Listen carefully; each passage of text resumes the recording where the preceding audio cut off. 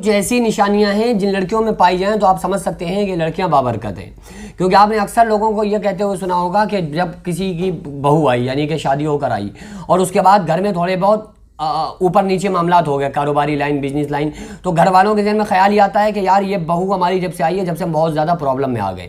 تو آپ یہ سمجھ سکتے ہو کہ اس کی وجہ کیا ہے، یعنی کہ کیا واقعی بہو کے آنے سے پرابلمز کریٹ ہوئی ہیں، لڑکی بابرکت ہے یا وہ نحوست ہے، اس کی پہچان آپ کس طرح سے کر سکتے ہیں میں آپ کو سمجھا دیتا ہوں، اس کی کچھ نشانیاں بتا دیتا ہوں۔ پہلی چیز تو یہ ہے کہ جو لوگ یہ کہتے ہیں نا کہ ہمارے یہاں جب سے لڑکی پیدا ہوئی ہے لڑکا پیدا ہوا ہے تو یہ اس کی قسمت کا ہم کھا رہے ہیں، یہ بات بالکل غلط ہے۔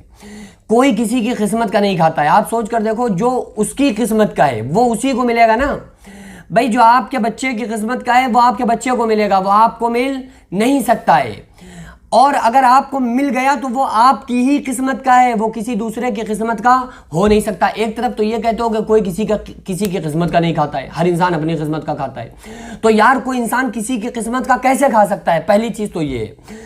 دوسری چیز یہ ہے کہ کسی کے آنے یا نہ آنے کی وجہ سے یا کسی ایسا مسئلہ ہونے کی وجہ سے کہ اس کی جب سے شادی ہوئی ہے جب سے یہ معاملات پرابلم میں آ گئے، نحوست کب آتی ہے یہ میں آپ کو بتا دیتا ہوں۔ ایک مرتبہ ایک صحابی آئے، آ کر عرض کیا یا رسول اللہ صلی اللہ علیہ وسلم، میرا ایک باغ تھا، اس باغ میں ایک کھجور کا پیڑ لگا ہوا تھا، میں بہت زیادہ اس کو کھاد اور پانی لگاتا تھا، کھجور کا پیڑ یا کوئی اور پیڑ، میں بہت زیادہ کھاد پانی دیتا تھا اور وہ بہت اچھا مجھے پھل دیتا تھا، لیکن اچانک وہ پیڑ ہمارا سوکھ گیا ہے۔ تو آقا علیہ السلام نے مولا علی سے فرمایا اے علی جاؤ اور اس پیڑ کو ہلانا جا کر۔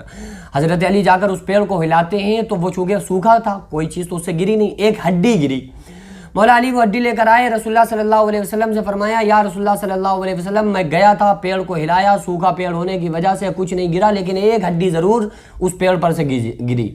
تو آقا علیہ السلام نے فرمایا کہ اے صحابی، وہ ہڈی جو گری تھی نا وہ حالانکہ حلال جانور کی تھی، یعنی جو جانور حلال ہیں جن کو اللہ نے کھانے کی اجازت دی ہے وہ حلال جانور کی تھی، لیکن کبھی اسے بے نمازی نے کھایا تھا، کوے نے لے جا کر پیڑ پہ رکھ دیا، اس کی نحوست سے پیڑ سوکھ گیا۔ تو نحوست کیا بتا رہے؟ نحوست کن چیزوں سے آتی ہے؟ نماز کے چھوڑنے سے۔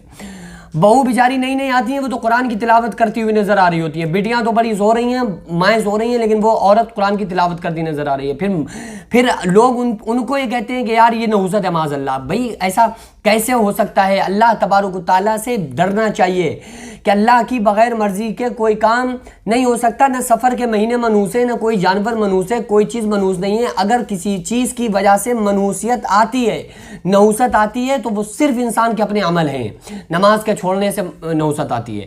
بابرکت لڑکیوں کی کچھ علامتیں ہیں جو واقعی ہمارے نبی صلی اللہ علیہ وسلم نے بیان فرمائی ہیں۔ برکت والی جو لڑکیاں ہیں نا، وہ ان کی ایک نشانی تو یہ ہے کہ اس کا جو رشتہ ہو نا بڑی سادگی کے ساتھ اس کا رشتہ لگا ہو، بہت زیادہ ترم تامڑا پورا نہ ہو اور بہت زیادہ شور شرابہ اور بہت زیادہ یہ سب چیزوں سے ہٹ کے بغیر شور شرابے کے اس کا رشتہ لگ گیا ہو آرام کے ساتھ۔ تو پہلی لڑکی بابرکت لڑکی کی نشانی یہ ہوتی ہے۔ دوسری نشانی یہ ہے کہ اس کی شادی میں زیادہ خرچہ نہ ہوا ہو، اس کی شادی میں زیادہ خرچ نہ ہوا ہو اور کم اس کی شادی میں خرچہ ہوا ہو۔ تیسری چیز جو مہر جو ہوتا ہے وہ فریقین کو دیکھتے ہوئے ہوتا ہے۔ پہلی چیز تو یہ دیکھی جائے گی کہ لڑکی کس خاندان سے تعلق رکھتی ہے اور کس زمرے میں آتی ہے، لڑکا کیا کرتا ہے، لڑکا کیا کام کر سکتا ہے۔ تو یہ لڑکی جو ہے نا تو لڑکی کے خاندان سے بھی اس چیز کا تعلق ہے، اور پھر لڑکی کی رضامندی بھی اس کے لیے ضروری ہے، اور پھر سکہ راج الوقت کا اعتبار بھی اس میں دیکھا جائے گا۔ لیکن آپ ایک چیز ہمیں ایسی بتا دو جو لڑکی کی منحوس ہونے کے لیے ایک نشانی آپ بتا دو، نہیں بتا سکتے، ایک نہیں بتا سکتے کہ لڑکی منحوس ہے اس کی نشانی ہے، کوئی نشانی نہیں ہے۔